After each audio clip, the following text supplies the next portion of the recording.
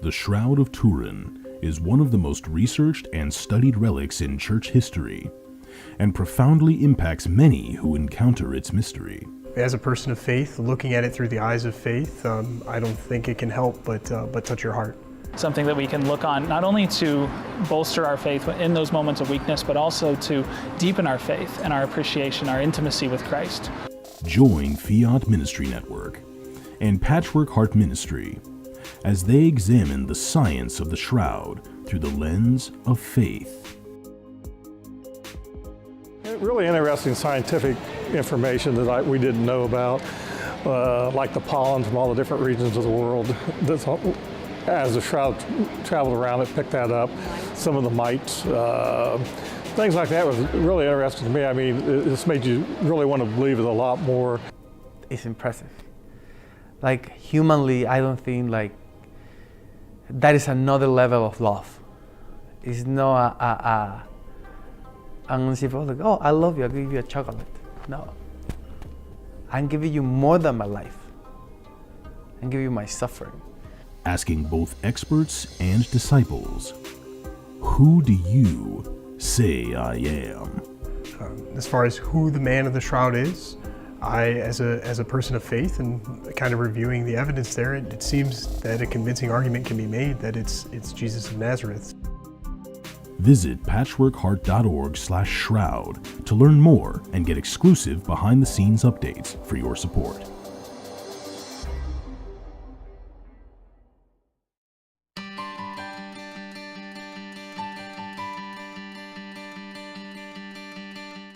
The St. Raymond Nonnatus Foundation, in partnership with Patchwork Heart Ministry and Fiat Ministry Network, present a podcast for divorced and separated Catholics. Hello, and welcome to a podcast from the St. Raymond Nonnatus Foundation for Freedom, Family, and Faith at nonnatus.org.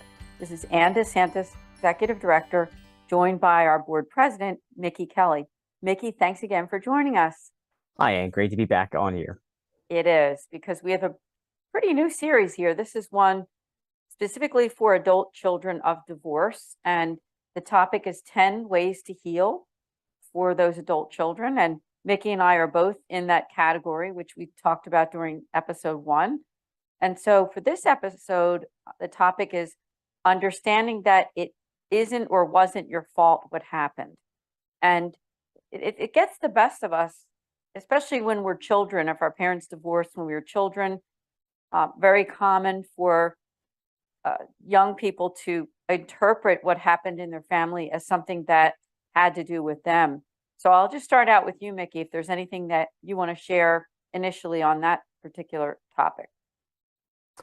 Well, Ann, I think honestly, this is a very good topic to discuss, because I think far too often we have people that blame themselves, myself included, that it was, their fault that their parents divorced. But sometimes we don't really understand that some marriages last long and some just don't. And, it's okay to be, I mean, it's one thing to be it's one thing to be upset about the situation, but you have to understand that it was out of your control. And that is like something that I think it's a perfect time for a lot of people, especially those who are still, hurt by what they went through. Yeah, there can be hurt, and it does take time. And admittedly, Mickey and I mean, we're not therapists, we're not psychologists, but we've experienced divorce, our parents' divorce, and we've become adults. And so I guess you could refer to both of us as adult children of divorce. And that's who this podcast is for. Although I'm sure we are getting listeners that are not maybe necessarily adult children of divorce, maybe affected by divorce in some way or in need of healing. So this podcast is for you, whether or not you're that person or not, because we're going to talk about healing and about ways to grow in faith after a traumatic event such as a divorce or separation. I just pulled up an article I thought might be interesting for those listening to this podcast from Letitia. It's called 8 Ways for Catholic Parents to Help Kids Grow in Faith During and After a Divorce. Now, this article is geared more for children below the age of 18, minors. But I think some of the things in this article are actually very good for anyone, because when your family is affected by the trauma of a separation or divorce, one thing you want to do is hold on to your faith, obviously. And this article is giving some tips from actually a friend of our foundation, Lynn Casella-Kapuscinski, who has done a lot of research and has her own nonprofit helping children affected by divorce. And I'm just going to read through the first few and then maybe we can discuss. But one of the things that she says is to share your faith journey with your child. Now, think about that. That could even be for an adult, because she says that consider sharing experiences of God working in your life with your child, that your life as a faithful Catholic is the most compelling witness. So one way that you can realize the truth of the matter, that it wasn't your fault, is holding on to your faith. I'll just read the first three from Lynn here. She says, make Mass and confession a regular part of your life as a family, which is very important. We did talk about that on the other podcast that we did. And 3, establishing a routine family time for giving thanks to God. And again, I think some of these things can actually help adult children of divorce in realizing that, our faith is what gets us through the hardest times of life, isn't it? And also turning to people who can really help you to find that healing, and to understanding that some of those events of your childhood really had nothing to do with you specifically or your personhood, but it had more to do with the relationship between your parents. So I didn't know, Mickey, if you had any thoughts on that at all.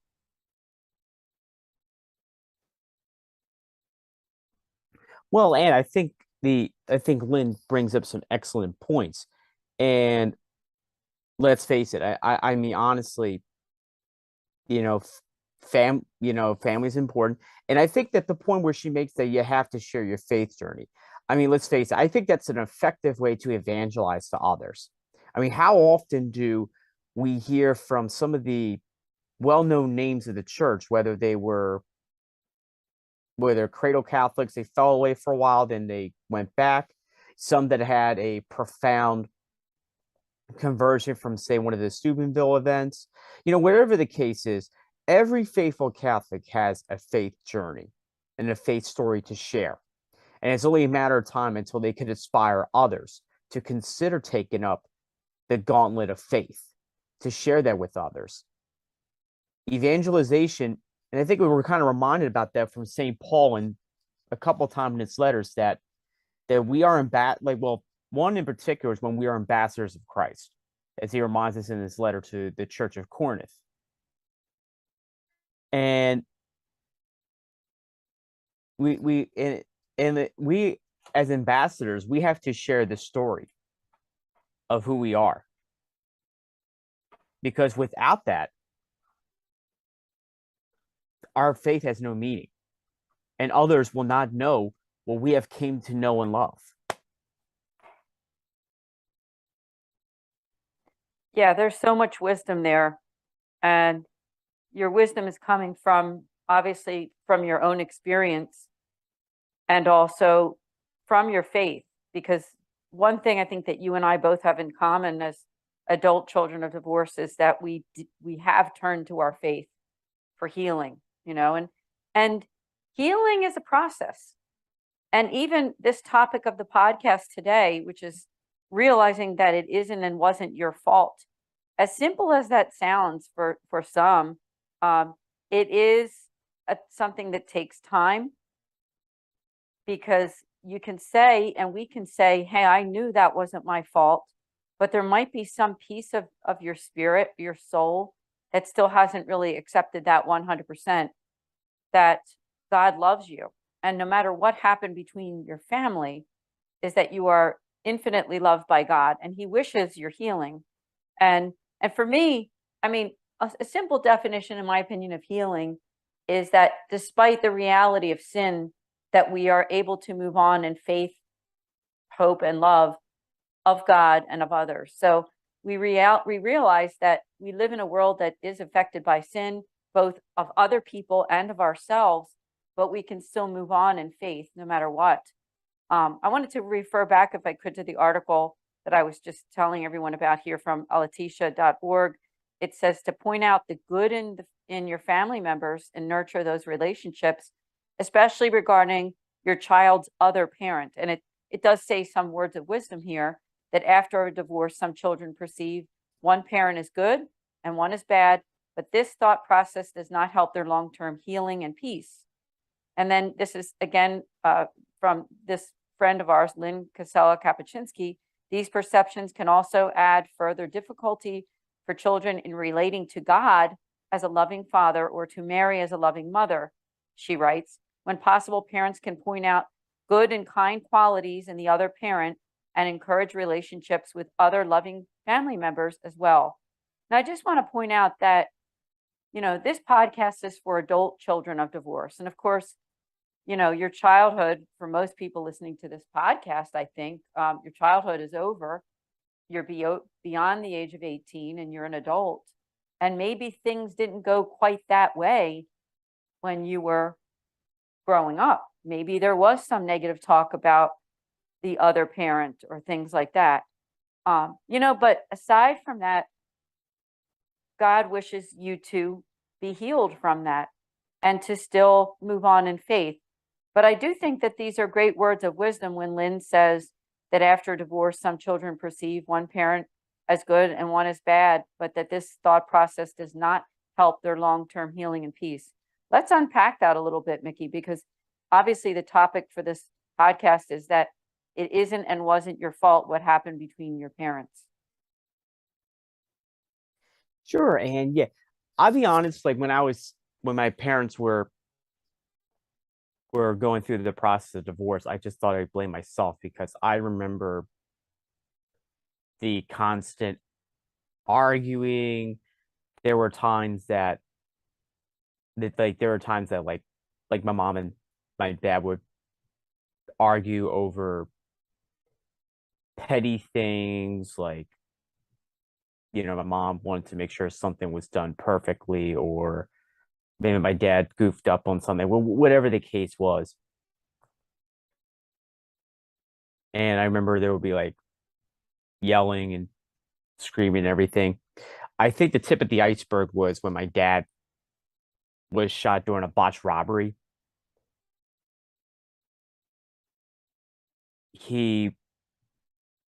My grandma was saying something about that he loved this other woman, and my grandma said that in front of my mom, and my mom was really deep down she was heartbroken, and she thought of leaving right then and there, but she knew that she had a husband that needed someone to be with him, to help with the recovery and all that. Then life went on, for a while, and still these things happen. But fast forward to summer like June 2000, my mom and my dad were talking, and then she called me and my siblings to the table when we got home, and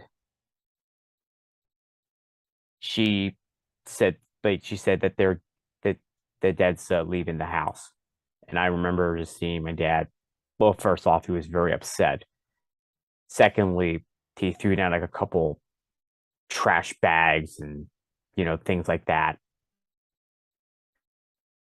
And when I was going through the remaining of grade school from fourth grade on,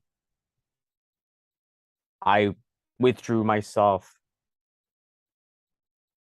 There are times that I lashed out. There are times I pushed people away. And I felt like the divorce had an impact on me. And when I confided in someone, I told them that I believe that I caused the whole thing, and they said, "It's not your fault." And truthfully, I was hurt by this whole thing. But as we mentioned earlier, Anne, healing takes time. It's not a snap of a finger or anything, or getting an inoculation or whatever, or surgery, whatever the case is. Healing takes time. And some people take longer than others to heal. And regardless, we still need to, seek healing. So don't be discouraged. Keep praying, keep seeking God for healing, and continue to be who you are. Again, words of wisdom from you. And you've experienced this. I mean, now you're in your early 30s. It's been a while since, as you said, that summer of the year 2000, when all of these things were happening in the family. But looking back, I'm sure that it's amazing to you and to your family just how much you and everyone has gotten through to this point. And good news, I think, that you've shared with me is that there's peace, right? I mean, I know that your family does experience peace, even between your father and your mom and your stepdad and other family members. I mean, that is just a wonderful thing to hear, that how the Lord has worked in that way. And I want to encourage the people who are listening to this podcast too, who saw the title that, it isn't your fault, and wanting to get some kind of consolation from that. And, Mickey made a really good point that healing is a process, and as I said, my definition of it from my own experience is that sin does still exist. There's still going to be, not good things that happen to our families and in the world. But despite all of that, the Lord is with us, and he can guide us to a better place, especially when we pray and reach out to him and really believe that how much he loves you. I mean, that's a big part of it, is just really understanding the love of God, because that's going to get you through to being able to accept and understand that. Now, that same article that I was referring to a little earlier, it says to dialogue with your child about God. And again, this article is geared more for the children of divorce that are below the age of 18. But I think there's some wisdom here, because it says that following a divorce or separation, children may experience anger, sadness, and a range of other emotions. And Lynn says, encourage your child to talk with God about this struggle. And she writes to reassure your child that God will hear him and respond with something helpful. She says that some children may struggle to relate to God as a trustworthy parent, so parents may want to discuss the child's image of God, listening to any worries or difficult emotions the child may be having. Now, in a perfect world, this would have all happened in our families as we were affected by divorce, especially you and I, Mickey. You're in your 30s, I'm in my 50s. There wasn't the kind of support for divorced families back then as there are today, especially even in the Catholic realm. So it's just good to see that people like Lynn and others are doing what they're doing to help. But I would just say that even if your family didn't do all of those things, didn't sit you down and talk to you about your relationship with God and about healing emotions or any of those things, is that those resources are now available. And so I do think it's important to develop your relationship with God. And if you're listening to this podcast and you feel, you know what, you're not there yet, you haven't really developed that relationship with God, that's why we're here on this podcast, to kind of guide you through to finding ways that no matter what your age, whether you're a teen, 20s, 30s, and beyond, that you can still find that healing, and really realizing, like the topic of this podcast, that it isn't your fault. So, Mickey, talk with us, if you would, about, your own dialogue with God, because maybe when you were a child, maybe not, did you feel that God was there with you, speaking with you? And did you have that sort of pastoral support at that time, or did that come a little bit later? Truthfully, and it has come quite a bit later. And to expand, to elaborate on that, I would say that I've been a type of person that kept to myself. And I think it has like its perks, and at the same time it doesn't. because like usually if you keep things in for too long, like it could hurt you, and maybe like also like the people around you. But if there's, but I, honestly, like I still made it to mass, but I mean I wasn't like really all into my faith until later in high school, heading into like college. So there was like something there. I kind of think of it as planting seeds, but like seeds, they grow in time. And I would say that like the time that I actually was able to start healing is like coming on board with the St. Raymond Nonnatus Foundation. Well, that's good to hear. And that's not the first time you've mentioned to me that we actually have helped you. You being a part of this nonprofit has actually helped you with your own healing. I mean, it's wonderful to hear. And especially to our listeners. I mean, Mickey's our board president. He holds a very important role in the guidance of this Catholic nonprofit 501c3. We're very grateful to him.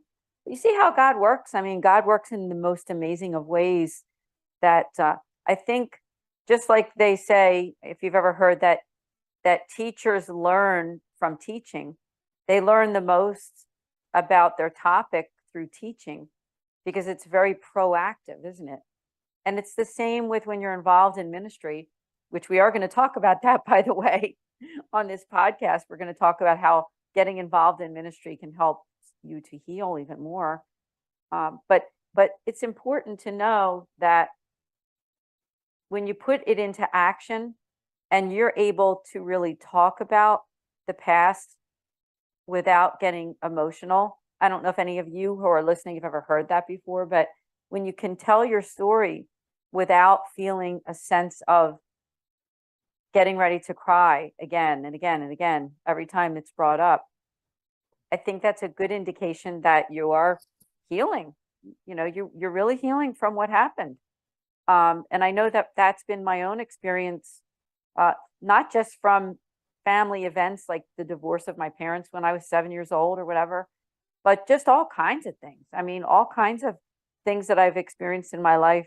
When I'm able to talk about it now in more of a bird's eye view, kind of a like a past event, but that I've gotten over, it has brought some healing to my own life. Just to go back to that article again, the other 6, 7, and 8 of her points are to do a giving it to God activity. She says with your child, which of course this article is geared for those under 18. 7 is to help your child learn about free will, which is very important too. But I thought number 8 really is also for the adult child of divorce, where Lynn explains that trials show us how much we need God. She says we need God's help in every part of our lives, and trials like divorce emphasize this fact. But thankfully, she says the church and her sacraments are there to give us the support we need on our journey to holiness. Parents might talk to children about leaning on God during this difficult time, remembering that his loving aid is always available for us if we just ask. I mean, isn't that true also for no matter what age? I mean, she's talking about teaching kids that parents went through a divorce. Obviously, they're minors, right? But these are things that we as adults can look at and say, we need to know that through trials, how much we need God. Let's talk about that. Yes, and let's face it, no matter what trial we go through, even we are reminded in St. Paul's letter to Thessalonians, in all circumstances give thanks. He goes on to say, pray without ceasing. And there are times that we're reminded in Psalms and other parts of Scripture that we must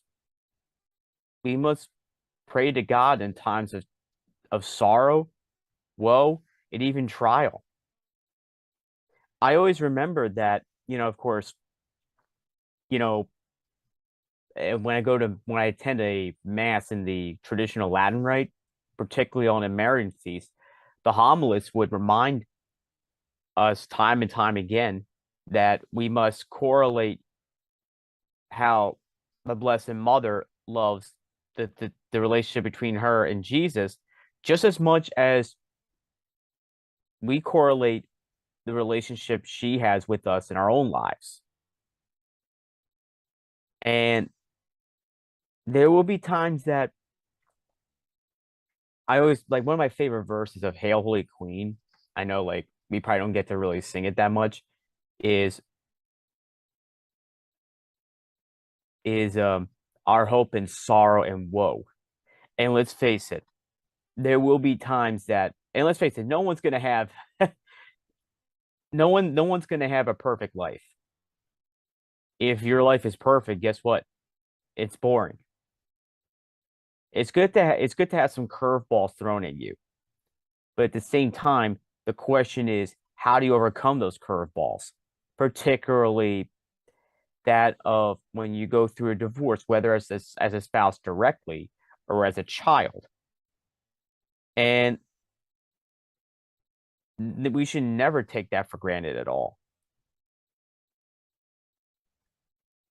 Yes, thank you also for the reference to the Hail Holy Queen. And I do love it when it's sung that way. And you're right.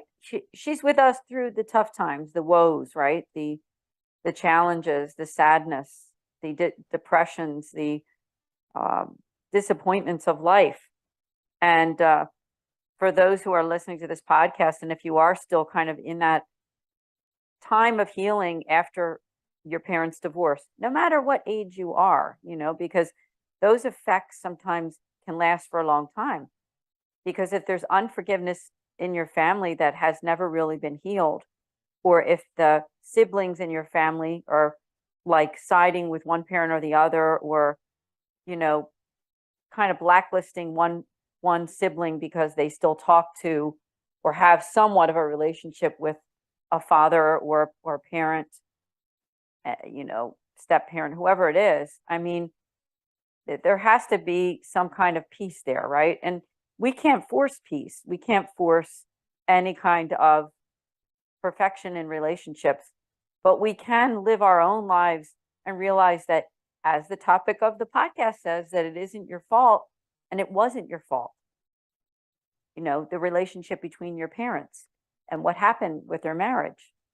So it is kind of like realizing that it is your life now, and you're stepping forward into your own life, and you don't have to be affected by that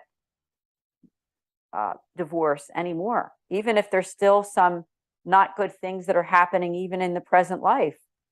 I know for me on a personal level that those resources weren't available for my family. The positive resources that are available now, both inside the Catholic Church and just in general for families affected by divorce. And so there was some kind of, not great stuff going on, even when I was beyond the age of 18, some negative discussions and gossip and unforgiveness and things, and not blaming anyone on this podcast, of course. We never, when we talk about our personal experience, it's just that our personal experience, right? Nothing more than that.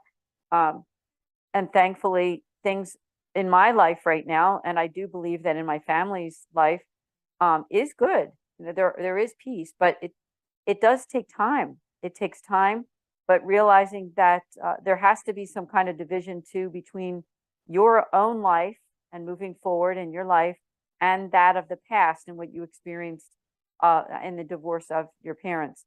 Again, just for people who are listening, I want to refer to that article and just say, if you want to read it, it's called 8 Ways for Catholic Parents to Help Kids Grow in Faith and During and After Divorce. It's by Teresa Savantos Barber. It was published on June 26th of 2020. So definitely check that out. I want to mention also on this podcast our own resources. Remember that you can have a free pastoral consultation with a Mercedarian friar, where they will offer the care, the prayer, and the guidance of the teachings of the Catholic Church. so that you can find that healing. And we do offer that healing for all family members that are affected by divorce. So just go to our website at nonnatus.org on the drop down for our services under priestly consult and just fill out the form there. So Mickey, as we're coming to a close, I didn't know if you had any kind of some final words on your own words of wisdom for that whole idea of that it isn't and wasn't your fault. I would just simply say that, just be faithful, never give up, give it to God.